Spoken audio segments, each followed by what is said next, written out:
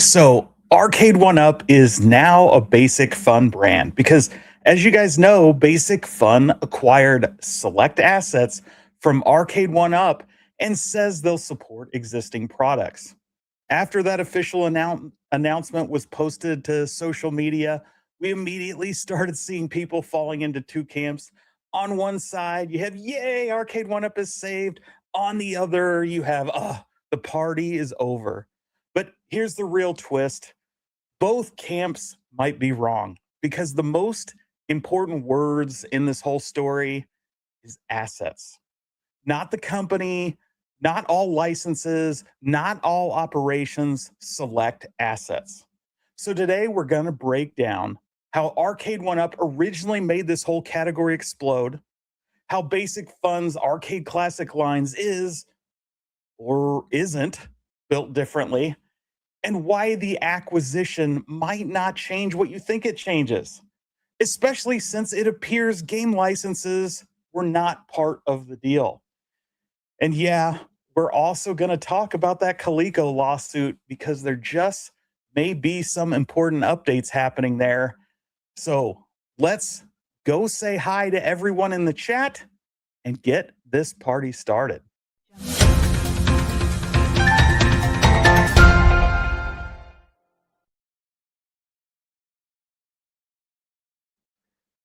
All right, all right, all right. Hope everybody is having a great Thursday. Thanks for being here with us. And as we do want to say a quick hello to everybody who came by earlier and now, we got JJ who is looking forward to the show. Jason, moderator of all aliens, moderator of all moderators. Thanks for dropping by. I know you are not feeling well, so thanks for being here tonight. We've got John Fritz in the house, also giving Jason a shout out and some love. We got Rob Cat, who graciously broke his computer screen to show his love of the show. Appreciate that. Jim, the Pacers fan, is in the house. We also have Leo, who's saying hello to everybody. Video Game Vegas is here, ready for some arcade fun up. 19K Fox is in the house. How are you doing? Hope you have a good beverage of choice tonight. And our burger says time to get some hate on. Bill's Retro Gaming Show is here. Thanks for dropping by. And it says, okay, not a big surprise, right? Arcade1Up, a Basic Fun company. Meh. Stock Jock is here, says, so is the Intellivision a brand of Atari now? I just needed to find a way to get some Intellivision coverage. Well, Stock Jock, you know that it is. It got bought out a couple of years ago, right? So, yay, Atari. Let's see. Thumper Squid is here. Thanks for dropping by. P-Dubs wants to know if this is a rerun. They're all reruns, P-Dubs. There is no new stuff anymore. It's all been done. Everything's been done under the sun. Steve Sale is here. Nice seeing you, buddy. And Jason NSS is here. So really appreciate everybody coming by today. I'm looking forward today. I thought it was interesting. I wanted to dive into this whole Arcade1Up, a Basic Fun brand. And it's not really, I think it was a combination of a few things. And I have to be upfront that I did not get tonight's show topic cleared by the official home arcade topic certification board, working title, patent pending. But I think it will be kind of interesting to take a look at that original Arcade1Up business model, just to refresh everybody on what we learned through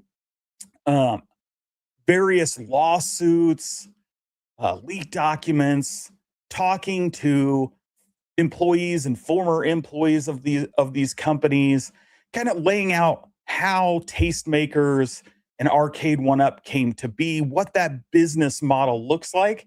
Then we're going to compare it to what we believe to be the Basic Fun business model in home arcade. And we're going to ask ourselves, what's going to change now as a result of this acquisition. So I think that's will be a pretty fun little exercise to go through.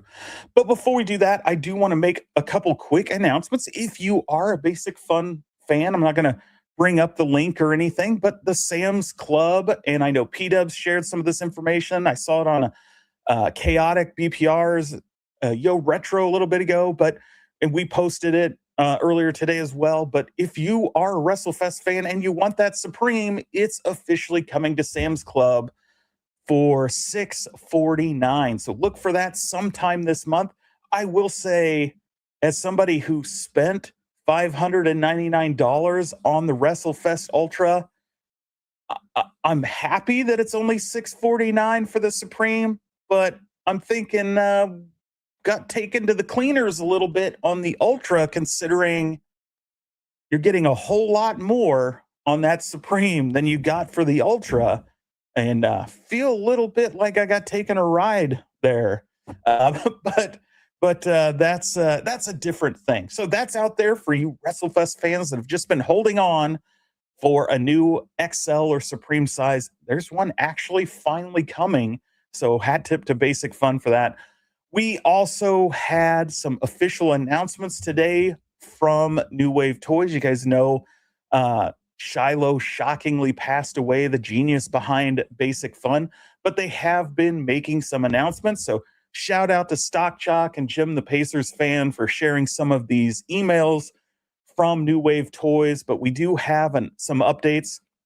The Skee Ball has entered the second prototype phase.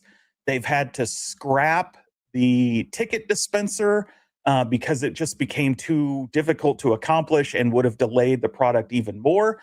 So they're anticipating that becoming final version, and I think shipping late Q3, Q4 of 2026. We know the black hole pinball machine also has entered second prototype phase and is getting closer.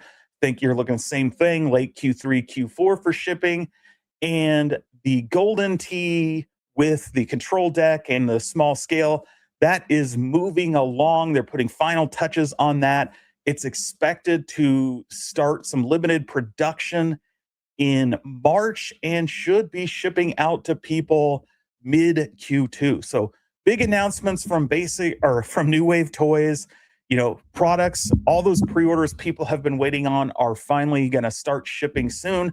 And, you know, big shout out to all those guys at New Wave Toys, all the people that came together to rally to, you know, really double down and make Shiloh's dream and vision continue. And so really happy to see that, and big shout out to those guys. So we've got, I don't know if I scrolled myself like in the chat. Patriot dropped by, says time to buy GameStop stock. Okay. Monday, it's going to explode. That's interesting. Are they going to literally blow up some stores? Are they doing something fun? Or are you just stock pumping? We're all anxious to find out. Retro Ron says, love your stream every Thursday, James, but no deck protector, no buy. Appreciate that, Retro Ron. I will say that Basic Fun and the designer behind this particular cab, we'll talk a little bit about that later on, has sworn up and down that there is a protective coating on that deck that will keep it from wearing down. It's probably the case, but it also likely is what led to some discoloring and graying of the art on there. So even though it doesn't have a deck protector, you should be safe, at least from the wear. Now, the chipping, you know, I know P-Dubs experienced it. I experienced it on mine. The chipping's an issue, so hopefully that doesn't carry through to the Supremes. I don't think it will. We've seen a few go up for sale on the secondhand market. There's been a couple on Facebook, and I think there's been now a third one posted. And in all those pictures, none of them seem to have any defects on the deck. So they may have fixed that before they actually rolled that out. I will be real interested to see this 19-inch. They keep saying 19-inch LCD display. So does that mean they put BOEs in this like the first WrestleFest, or are they going with those other TN monitors that they used on Return of the Jedi? So that'll be interesting to see when somebody actually gets hold of one of those in this community. Uh, the home arcade, what? How long have I been out? I'll tell you about that one later. later. James is going rogue. Yes. Um, Gramps Arcade is here. Thanks for dropping by. J Rod is here. Giving people Ritual Dello is here. Nice to see him. Meatball Saucy is here as well. Okay, so let's just jump right in to tonight's topic. So let's talk about how Arcade1Up came to be, what that business model is. So as you guys know, this all started with an idea from Jerry Cummings at ThinkUp. I think he called it Arcade One at the time, and went to Scott, his buddy, longtime business partner. They worked together on all kinds of toys. And Scott, of course, the owner of Tastemakers, and he says, hey, Tastemakers, we would like you to take a look at this product. Look at this arcade. We think there's opportunity here. And Scott said, oh man, that is great. I agree. This is a hit. We've got to make it. So together, they come up ultimately with the brand Arcade1Up, the brand we all know and love, have a very good love-hate relationship with. So Arcade1Up is formed, and they have an agreement. And Tastemaker says, okay, ThinkUp, here's our deal. You will design these products. So we want you to kind of do the R&D. We want you to design the cabinets, the look, the feel. We also want you to go find and secure manufacturing. So in exchange, we'll give you 3% royalties for life of these products. So ThinkUp says, great, we're in, let's do it.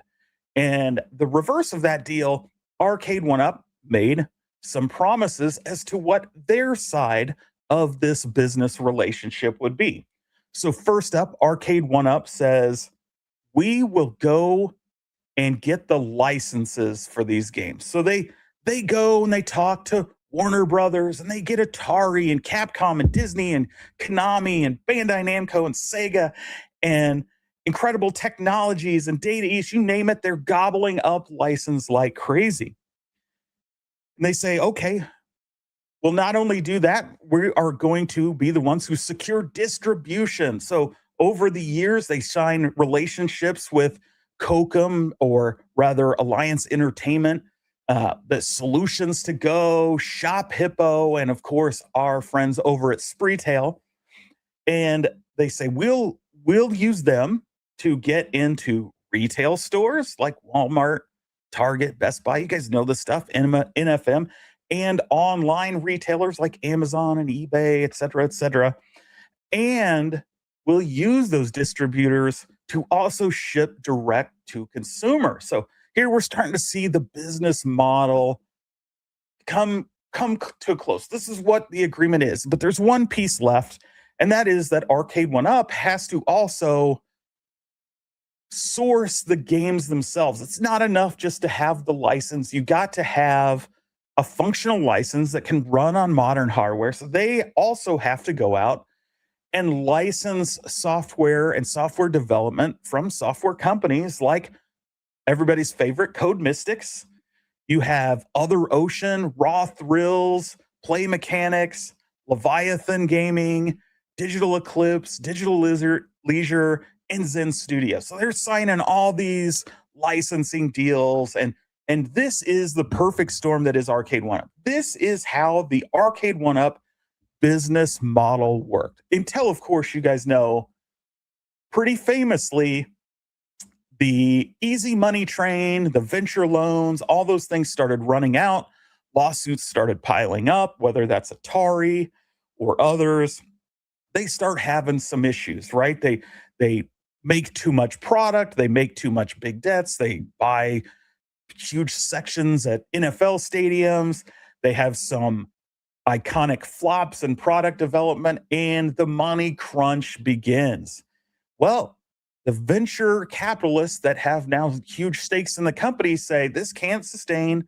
You guys know we've been through this a lot. So they make some changes. Scott leaves the company he founded. The head of VP licensing, John D, exits, and Arcade1Up enters what we know as coast mode. And at that point, they make some demands to ThinkUp, the company that originally came up with this idea. And ThinkUp is not interested in kowtowing to those demands. And so they say, no, we're not going to do that. So Arcade1Up says, great, our relationship is done with you. And ThinkUp is all on their own.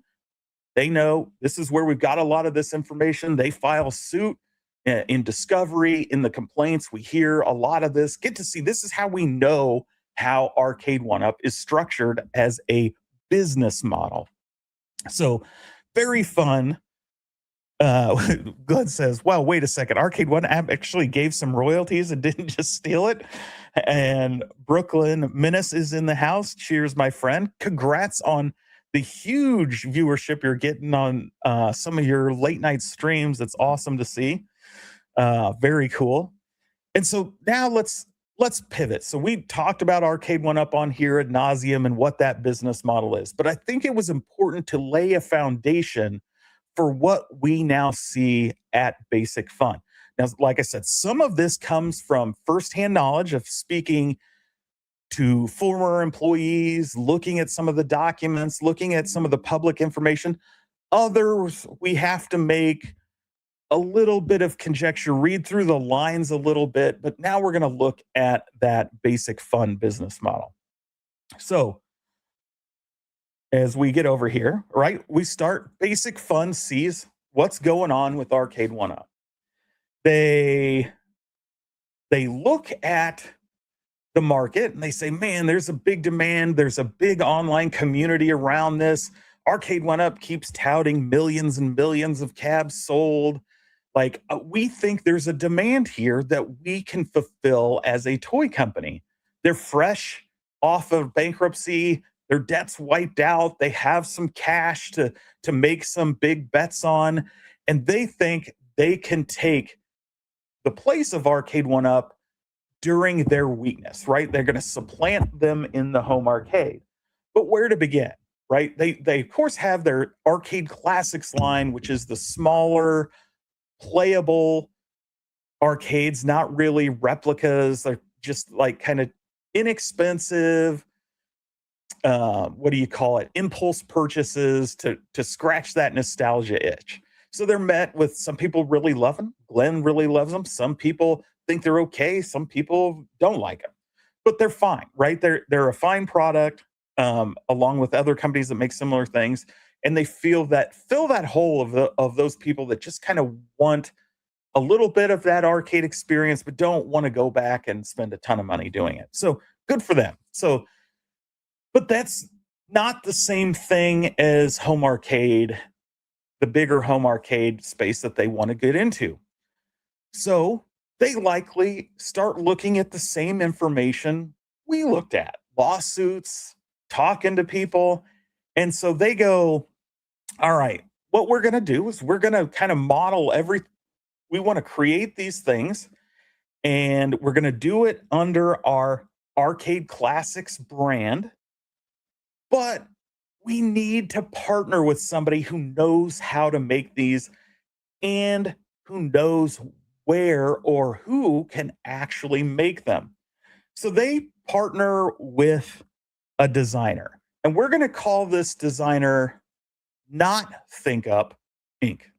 So they go to Not ThinkUp Inc. and they say, Not ThinkUp Inc., we would like you to design us some 3/4 scale XL countercades style cabs. And Not ThinkUp says to them, that's great, love to do it, but we've been down this road before, and we're not really into the replica stuff. Like, we want to build for the mass markets, though we do like, we learned over the years that there are some improvements you can have, like having that seamless riser, just one piece really looks, bringing that art together looks good, but we don't really want to do replicas exactly. So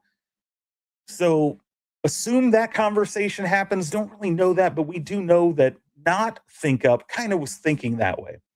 And so uh, not think up begins to work on some prototypes. We see the WrestleFest leaks early, right? So we get a glimpse of what that looks like.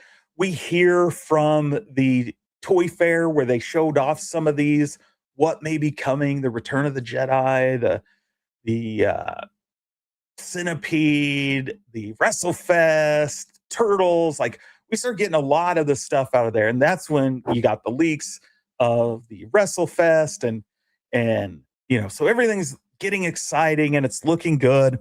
And so Not Think Up says, hey, we've done we know where to get these manufacturers, so they agree to go get the manufacturing. And so great. Arcade Classics now has their product developer and designers ready to go over at Not Think Up. And they have somebody that can help get and is going out and going to find the manufacturing facilities they need to use. And so they go, you know what? We're going to do the other stuff. We are going to find the licenses, right? So our responsibility in this agreement with Not Think Up is we're going to go license IP. So they go out and they get the Atari license, and they presumably get a Konami license based on leaks and information. They get the Bandai Namco license, as we've seen with the Pac-Man Junior Part 2 Junior Series, Baby Cade, I don't know, whatever they call it. And they get Arc System Works, who brings them with them WWE and potentially other titles. So now we're seeing, okay, now we've got this. And it's starting to look a lot like another business model. And this is where we start seeing people leaving Arcade1Up. So first is a regional or vice president of sales goes over. And, later, as you guys all know, famously, their senior vice president, their new vice president or senior vice president of licensing, um, you know, dear Lord, how did I forget his name? Cyrus goes over. And so then, we've got more and more people from Arcade1Up going over there. And that's going to play in a little later. So again, basic fun, Arcade Classics, they have more to do, right? They've also, as part of this agreement, agreed, and I double clicked, that they would find a distributor. So they partner up with Spreetail. You guys all know Spreetail, they're some of our Arcade Insider friends. And so Spreetail, their job is to get these Arcade Classic Ultra Counter series into stores and into consumers' hands. So Spreetail goes out and lists on the retailer website. So they're selling as third parties through online distribution through major retailers. Again, Amazon, Target, Walmart, eBay. And they fulfill that. Jesus, I double click in here. They fulfill that direct to consumer model. So again, Arcade Classics has really one gap left, right? They need somebody who can develop these games. So they, of course, go out and license some software developers to license some software to run these things. We will call this company Not Code Mystics. So they hire Not Code Mystics. If you know, you know. So they hire Not Code Mystics to work on Return of the Jedi. Not sure if Not Code Mystics also did the work on WrestleFest and the other games, but Not Code Mystics, we know, was engaged to do Return of the Jedi. And so Shop Hippo not on the slides. Shop Hippo's not on this one, just Spreetail, because they are not working with Shop Hippo. So this is now what we see as the business model of Basic Fun and their line of three-quarter scale games. Spreetail does not get you hard. That's great. Unchained, thanks for dropping by. Of course, MG is here and says James will be selling stiffy pills on the next slide. There you go. Okay.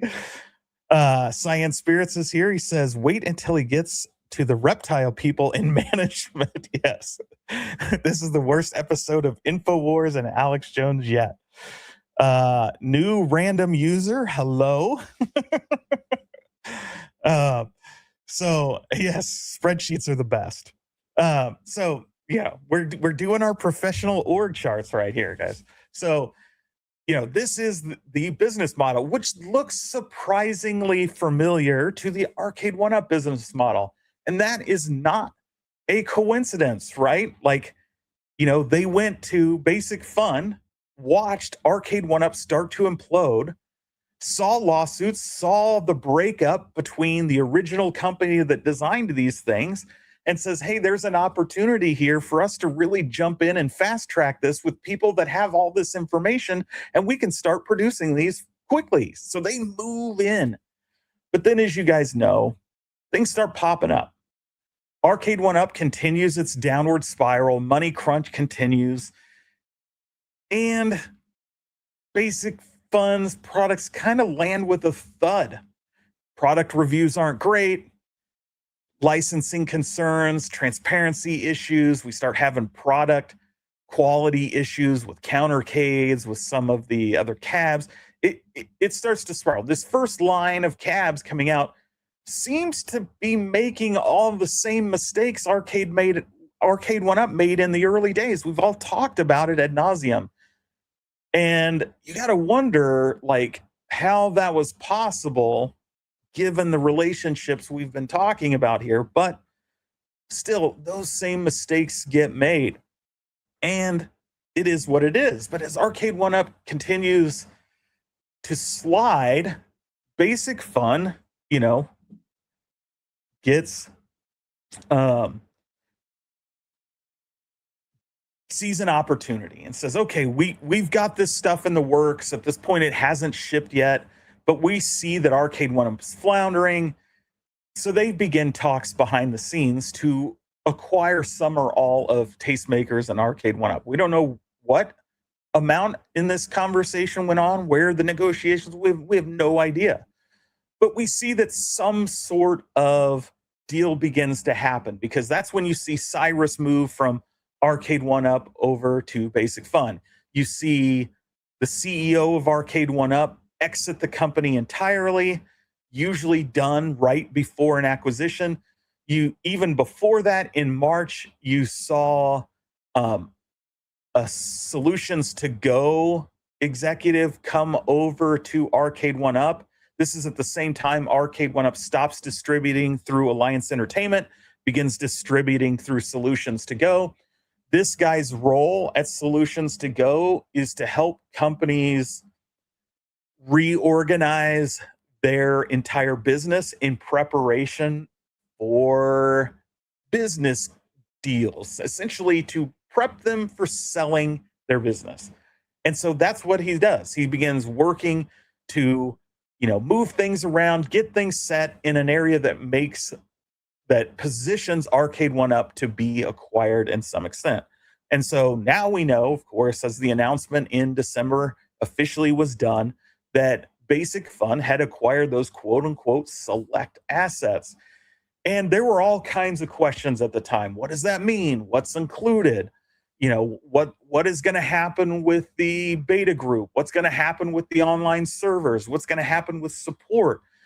And we're assured, hey, we're acquiring select assets. We plan to support all these products. We're going to, that we can. And we're going to continue forward. And we are happy that Arcade1Up is now a Basic Fun brand. Start seeing a lot of speculation in the community. What cabs are we going to get? Oh man, I hope they bring back Dragon's Lair. I hope they bring back the original Star Wars. I hope they do this Arcade1Up cab or that Arcade1Up cab. But there's cold water thrown on that. it it basically comes out that they didn't, and we kind of knew it at the time. Everybody kind of talked about it a little bit. An asset acquisition generally doesn't include any of your licenses. So they don't get any of the Arcade1Up licenses. And we see some of these first things and real evidence of this with the Infinity game table. As Bill's retro gaming show talked about last week, the Hasbro no longer allows their games on the Infinity game table, and they pull them down off the store. So if you own an Infinity game table and you have not yet downloaded and installed these Hasbro games, you're SOL. You do not get them. They are gone. You can't have them. And as they told Bill, oh, if you just bought this Infinity game table, sorry, take it back to the store. If you bought it because of the Hasbro tables, because you don't get them, even though it's plastered all over the device. So, and right away, we're seeing where the licensing did not transfer. That's the first hint that licensing trouble ahead. And so then you also see some of the people with contacts saying, no, they don't got any of the licenses that came over. But it does give them the opportunity to go out and get the license, which is good, I guess, but they had that opportunity anyway, which really, to me, draws into question the whole, like, what value do they think they got, which I was questioning at the time. Like, Arcade1Up has got a pretty sordid past, and there's a love-hate relationship there. And Basic Fun, you're your own brand. People know you. You have licenses for some of the biggest brands and toys. Like, lean into that reputation. But hey, it is what it is. They bought the brand. And so what did they get in the select assets? They got the brand, talked about that. It appears they got the inventory because, you know, I say that because we saw the new countercade for NBA Jam ship after the acquisition was announced. So that was likely in transit at the time, and they got that. They got the excess inventory. What's in retailers is already in retailers. They can't like peel that back, but they get that at the warehouse and stuff. They take over the support infrastructure. No change on the support side. Whatever parts they have there, they have. Don't know that they have any access to any new parts, but what they have in the warehouses, they have. We don't know the status of like the beta teams, but as of now, all the servers are still up. So you have to assume they got the servers, they got that stuff up and going, but they don't have the game licenses. But the game licenses are only half the license, right? It's just enough to have the license, the IP license, in order to do the artwork and at least say you can use the game. You still have the other licenses with these developers that you have to maintain. And so they don't have those. I think we can read through the lines with Code Mystic's announcement that there was no discussion between Basic Fun and Code Mystics at the time about transferring any of those licenses. Now, it doesn't mean that's not happening and didn't happen, but there's no hint to that in their announcement where they talk about, well, we made these things, so even if the servers go down, like, you guys will be fine, right? So we don't know if any conversations are going there, but it seems pretty clear that none of those software teams, those licenses didn't transfer. So even if Basic Fun is able to go out and say, get the Dragon's Lair license, they're still going to have to go to Digital Leisure and Digital Eclipse and say, hey, we'd like to relicense the software from you so we can release this cab. So there's lots of stuff going on, lots of people they would have to connect to bring back any of the product that Arcade1Up has released to date. Does it mean it's not possible? No, it's possible, just very difficult. So what is Basic Fun likely to do? They're probably just going to continue down the path they've been going on, which is working with their not think up design team to make new cabs in the styles they want, and reaching out to new developers, the not Code Mystic development team that they've been working with, and potentially others. Hopefully, they do go to Code Mystics, but and other companies, but that's yet to be seen. And so, what what with all this? What on earth is going to change now that Basic Fun has the brand? And really, there's really only one change, and it's that they're just going to start using the name. There's there's nothing else. Like, what did they get? They got the support headache of prior product. Okay. They want to do that so that they can maintain a positive customer relationship. They got some of the social media pages. We know that because they posted all the Basic Fun official announcements were on this Arcade1Up socials, and now Arcade1Up official has popped up in a few YouTube channels. But they've made some strange decisions on the social front. Like Arcade1Up's social game was really all about kind of the more modern social platforms like TikTok and Instagram and YouTube Shorts, and they basically ignored all those. So the new social team, even though they got those assets, which have very large followings, aren't doing anything with any of them.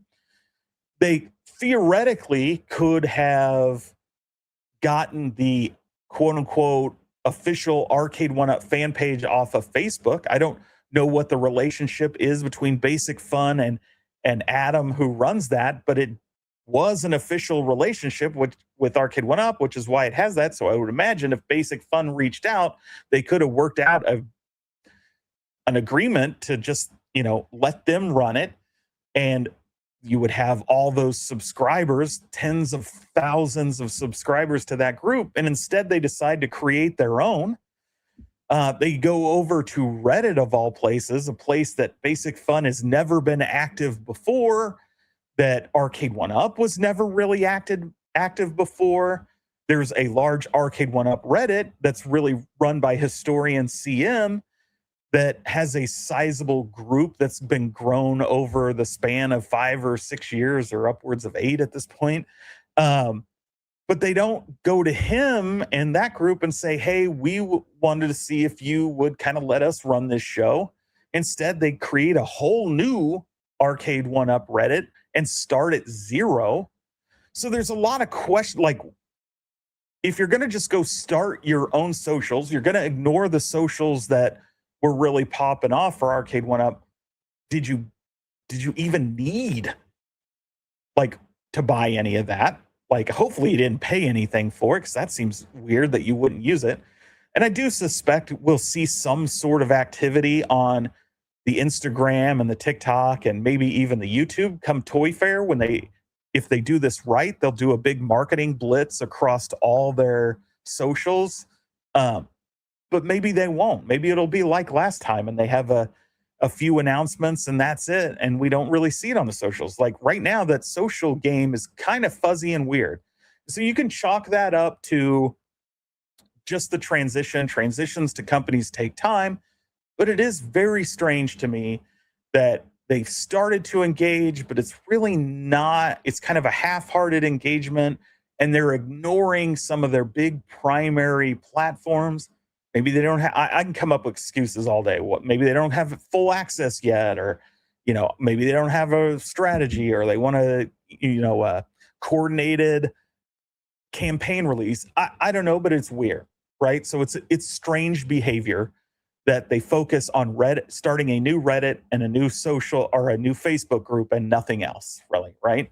So that's a weird one to me. So I can't think that these social assets are like what you were interested in based on that behavior.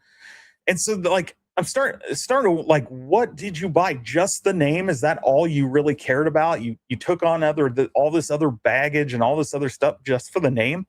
If you listen to Spreetail, they think the big asset is the search engine placement of Arcade1Up. Well, they're the only company that really sells these. That's not hard to get back in. So even if Arcade1Up went away and that site shut down and Basic Fun was the only one offering, it wouldn't take them long to get in front of that. So there's some value from jumping ahead of the line, but let's be realistic. There wasn't much competition. So again, like, what's the value there? So really, to me, the only real value they get from this is the name, and that's it. Like, that seems to be the only thing they got out of this, because they could have started their own Arcade Classics Reddit and Arcade Classics official Facebook fan page and whatever, and been in the exact same situation they are today. The one difference is they now have a name and they have a software headache, from the existing things of failing pinball machines that guys like Team Encoder have to go fix because Arcade1Up can't do it. And they now have to deal with angry customers who are busy buying the last stocks of Infinity game tables, only to find out really the only games that are there that people want, which are the Hasbro games, aren't there for them anymore. um it's just starting to feel like they did nothing but buy a headache, which to me is odd. So for that reason, that's why I say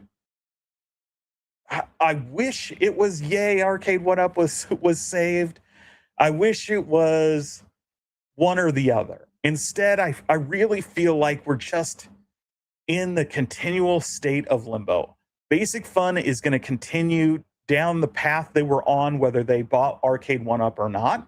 They still have to go out and get the other license. They still have to work with Not Think Up to design the new cabs. They still have to come up with FCC relationships to develop the Wi-Fi for those new cabs, which I don't think we've seen any filings. So this new line of cabs going to have Wi-Fi? That's a big, giant question mark. Who are the development teams that they're working with? Have they expanded beyond their first set of people to get folks that know how to do online, to get folks that have done some of these emulations, so we get rock solid emulation and not some of the glitching issues we've seen or bad control schemes we've seen? What are they going to do on the design front to improve the quality of the printing and graphics? Like, I expect these things to get better, but I expected them to get better even if they didn't acquire Arcade1Up. So as far as like throwing cold water on the idea that suddenly we're going to be able to get some of these older cabs back, I hate that I have to do I'm doing that, but I think that's the reality of the situation. I think the odds that they just suddenly roll out the greatest hits from Arcade1Up is probably not going to happen. I think they'll get some of those cabs. They'll be able to secure some of the licenses. Other ones, they're going to have a real hard time. We've heard how difficult it is to license some of the games from WB because they're so big, they don't even know where the licenses information are in order to license an IP to somebody. And now that they're in the middle of an acquisition with Netflix, do you think that's going to be easier for Basic Fun to work with WB to get licenses while dealing with Netflix taking over WB? Like, this seems like a tangled web of chaos for the Midway games and things like that. So hopefully they got that stuff done before all this Netflix rolled out. We'll have to wait and see. But it seems like the road in front of them is very difficult and very challenged. We don't know what kind of relationship Basic Fun has with some of these other developers. There's only a few people that know how to do this stuff. And these companies tend to burn bridges with each other. So we don't know whether these companies will even work together. We hope they would, but you never know. You never know what's going on behind the scenes. So I really think like the hope that we'll see some of these big cabs is small, but it is there. I think there's a possibility we get some good ones. I hope Tron, because we know they're working with Disney on Star Wars, so maybe we'll get a Tron. But who knows? So that's where I am on Arcade1Up, the Basic Fun brand. It's just Basic Fun with a sticker on it. Fundamentally, behind the scenes, you're not going to see any changes.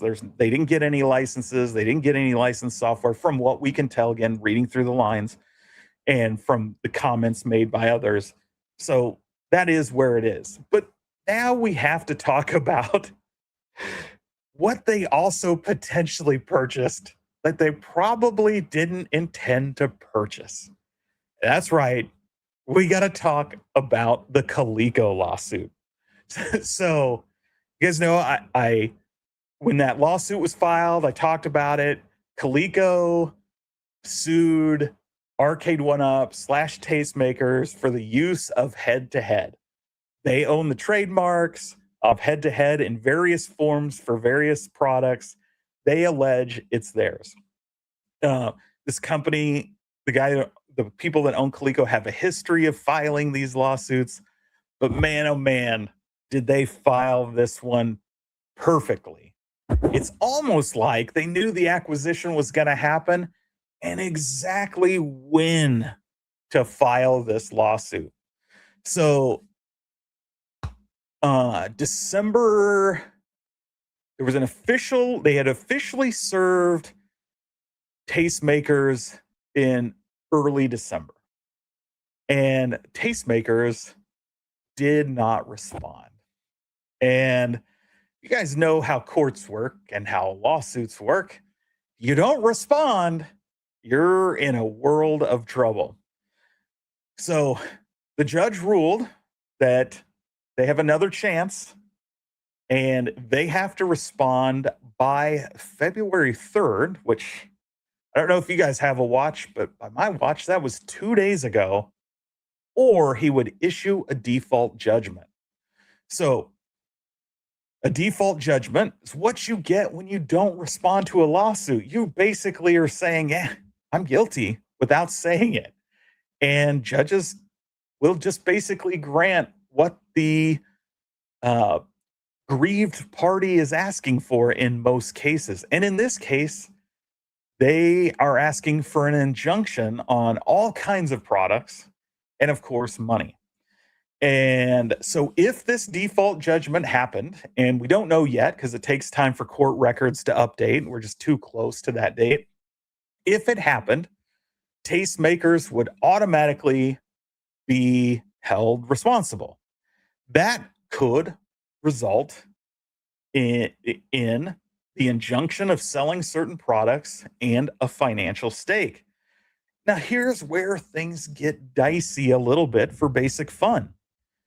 Basic Fun didn't buy Tastemakers. They did an asset sale. That's good. That protects them a little bit, right? Because now they can make an argument. We're not Tastemakers. We weren't even Arcade1Up when all this infringing stuff happened. So you cannot hold us liable for any of this. But Coleco can say, well, we've got a default judgment here that a judge granted us an injunction from selling any of these products. So theoretically, they could then use that to go to another court or another judge and try and have Basic Fun held responsible. It's this process, successor liability, I think is the name of it, where yes, you didn't buy the company, but you're not in a completely different thing. You are literally buying all the names and inventory of products we said were infringing on our patents and our trademarks. The very piece of the lawsuit. We believe the way you are running this company is materially identical to what Tastemakers did. Again, sort of why we kind of talked a little bit about these business models being identical. In fact, so identical, they seem to be working with a lot of the same exact people. In fact, some of the same exact employees. So you start getting these blurred lines where it starts to appear, I'm not saying not casting guilt, this is just opinion, entertainment, all that stuff, get a real attorney, yada, yada, yada, all those disclaimers. But it starts to appear and this is what somebody like Coleco could allege, is that this was a scheme to get out from under these lawsuits that you knew you couldn't win. So you traded ownership, right? You did, you know, to clear out the debt. And I don't know, this is how the structure, this is why I'm saying this is all opinion, that the asset deal is Basic Fund gives up some of their equity to the venture capital firm, the investment firm that really owned Arcade1Up and Tastemakers in exchange for the title. So the same people who would ultimately be held responsible for that judgment on Coleco and that default judgment now probably have a little bit of owner stake in that company in Basic Fund, in all likelihood. Don't know that for a fact, but that's probably how it happened given all the debt and the cost involved. It's probably easier just to trade equity because the owner of Basic Fund has a tremendous amount of equity in his company. But so they do that. And so then it gets to the area where Coleco can allege that this was, and I'm not saying this is true because I don't think timeline works out. So it would be an argument in court, but they can allege that this was an attempt to avoid liability by moving the company under another company so that they can continue infringing on our brands and our trademarks the way they have been and to avoid the liability of this judgment. And that situation puts Basic Fun in a little bit of potential legal trouble because that argument can be made. Now, will they be successful? Will they even make the argument? Don't know. Would they be successful? I don't know, but it does expose them a little bit and starts to ask questions. Now, they are very well protected by doing the asset sale. I think the timing of the lawsuit would draw into question whether, there was some big grand conspiracy that Coleco could allege. Who knows? But you know what Coleco's after? Coleco's not after stopping Arcade1Up from using head-to-head. They're after money. And so we don't know if Tastemakers had any assets, any financial ability to pay any kind of judgment after the fact. We can assume the fact that they didn't file a response up until that point means they didn't want to spend any money on attorney's fees and stuff because we know they got served. They know that they got sued. So we'll have to wait and see when the court docket updates if they actually did file a response or what happens there. But it is interesting. And I think that what happened between Basic Fun and Arcade1Up has a lot of fun things to talk about in the future as a result of this shakeout. And, after all, what is Arcade1Up under a different name but Arcade1Up? So we'll have to wait and see. I'm excited to see where it goes. I like this nerdy legal stuff, and hopefully we get some reprieve and get some new products. We'll have to wait for Toy Fair to see. And I know I've been ignoring the chat, but I've been having entertaining myself ranting and raving, I guess. The slide just needs more interactions. So Unshaded, believe me, I hate animations in a PowerPoint. If I was giving a professional presentation, I would not be doing that, but it was key to hold back information for this fun TED Talk. Bill is Ted to me. He knows why. Of course, these were 20 minutes ago, so I'm going to zoom through some of these chats. I predict the next 3 cabs by Basic Fun are Donkey Kong, Daytona. I won't hold my breath. Stern Godzilla, that would be awesome. Let's see. Let's get down here. So they missed an important part of an acquisition. Synergies be damned, says R. Burger. Let's see here. Hopefully they will re-release Tron. I would love that, but it would be a new release. Disc of Tron in the environmental form factor. That would be awesome. Chaotic, thanks for dropping by. I was enjoying your show as long as I could. Let's see here. Sarcasm? Nah, nobody's sarcastic around here. My cock hurts. Thanks for dropping by. And we got Ezekiel with the $4.99 super chat. Thanks for hanging on. I know I was ranting and raving. Really appreciate the super chat, Ezekiel. Hope you have been doing well, my friend. Keeping warm up there. And I'll actually be heading out your way in August, or not August, what am I saying? In April, going to the Midwest Gaming Classic, one of my favorite retro game arcade pinball shows. So I know it's a little more north of you or whatever direction it is, but I will be up there. Looking forward to a good time. Uh, Arcade1Up started in 2018. That is correct. Basic Fun got the designs, architecture diagrams, etc. right. They probably also got the relationships with parts makers like PCBs, control panels, wiring fasteners, etc. So, yeah, they probably got those designs, but their friends, their design team that they have, I'm just going to go out on a limb and say they already had those. Just so you know. So they made improvements, right? They got a chance to go in and say, we're going to do these with the, you know, I don't know. My brain is fried now. The cam locks, right? So they've made some improvements. They took some steps back. So good things in some areas, good and not. But yeah, a lot of this stuff, like they already have that stuff. So they didn't really need to get that from Arcade1Up. They have that knowledge already on the team. See, MG needs to go to bed at a decent hour tonight, like a responsible adult. No, he doesn't. We are playing walkabout golf after this, and MG better be there. James has a show. That's allegedly the rumor.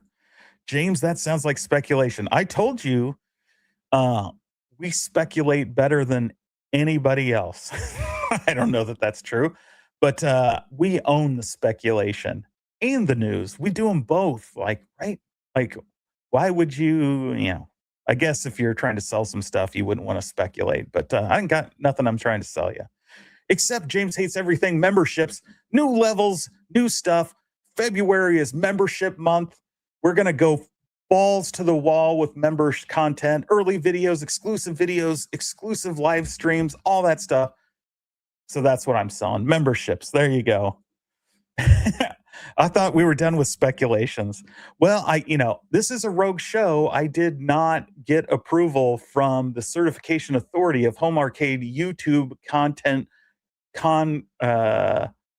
topics, hashtag working title, hashtag pending, patent pending. You missed the sweet presentation, mystery encoder. Firehouse of cold water. Okay. Mostly because the hack Todd. If they secured the assets, the testing is still valid for the FTC regulation if they release it under the same brand. But see, they don't own the licenses and stuff. So they have to do all that, which would theoretically make it a different product. Now, the existing product that is manufactured, you're right. They don't have to do anything with that. They can sell that. It's already been approved. It's already in the package, ready to go.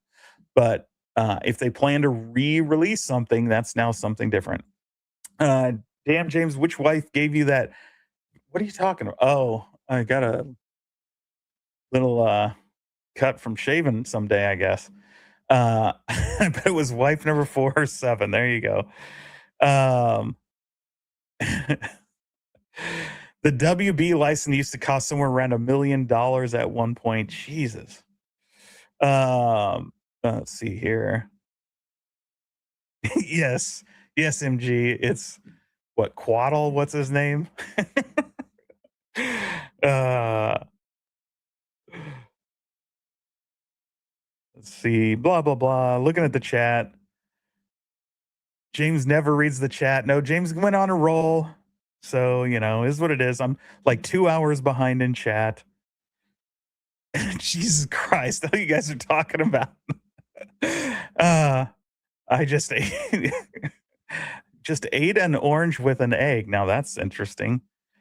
Hey guys, just arrived. Holy shit. What's up? Jesus, shut the fuck up. I need a beer. Jesus.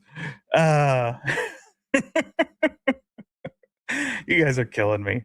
All right. So there you go. It has gravitational pull. Jesus Christ.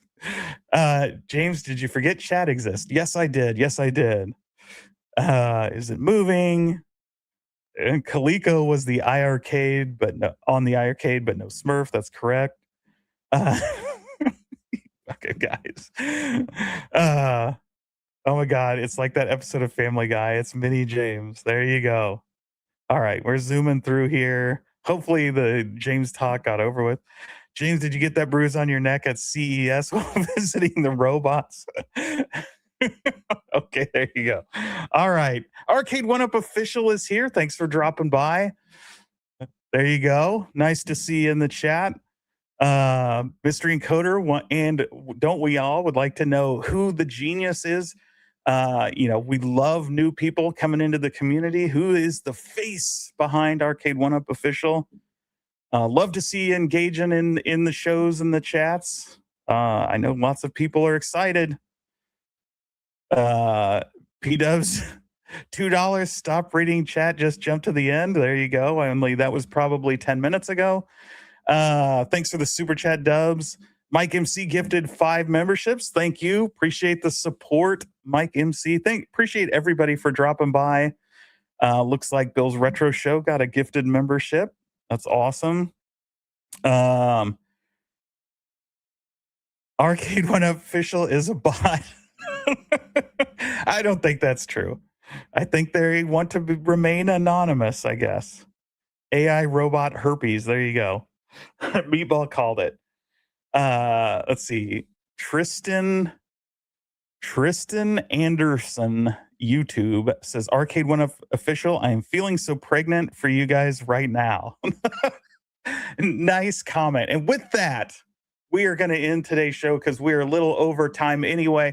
I want to thank everybody, as always, for being here. I really do sincerely appreciate it that you drop by every Thursday and we talk home arcade and nostalgia and reminisce about the old days, or just playing silly random games or guess the arcades, or just talking about the news and the business and the law, the legal stuff around these companies. Just fun stuff, in my opinion.